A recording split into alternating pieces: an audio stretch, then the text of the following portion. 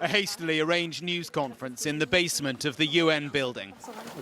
The smile on his face suggested something significant. He'd just come from a meeting with President Trump. Trump is a game changer.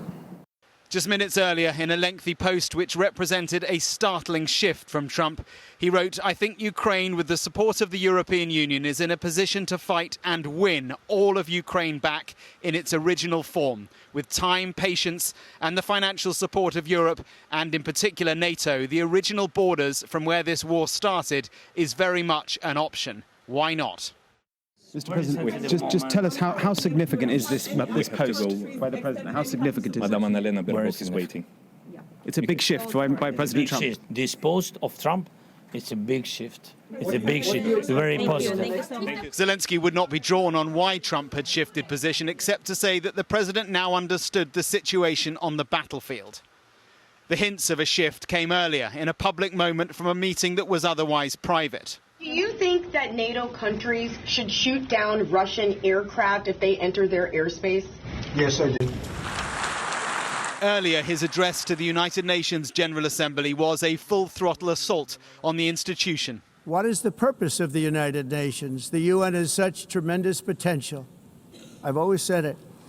It has such tremendous, tremendous potential, but it's not even coming close to living up to that potential.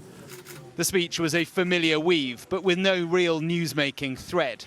On the environment and climate change, there was more than anticipated, but entirely on brand. It's the greatest con job ever perpetrated on the world, in my opinion. If you don't get away from this green scam, your country is going to fail.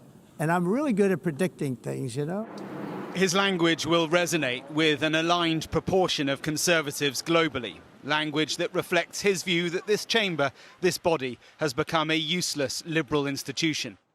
He then weaved to immigration. It's time to end the failed experiment of open borders. You have to end it now. See, I can tell you. I'm really good at this stuff. Your countries are going to hell.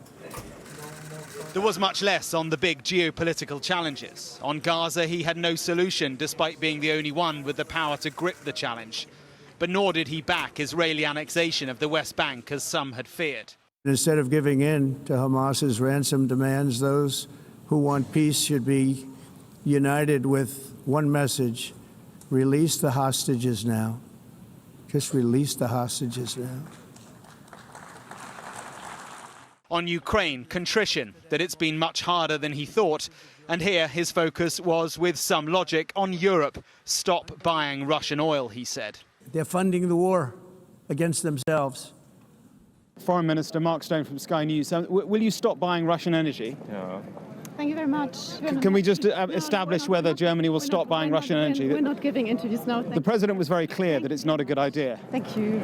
Thank you very much. Can you just confirm that you will stop buying Russian energy? Why are you buying Russian energy, sir? Thank you very much.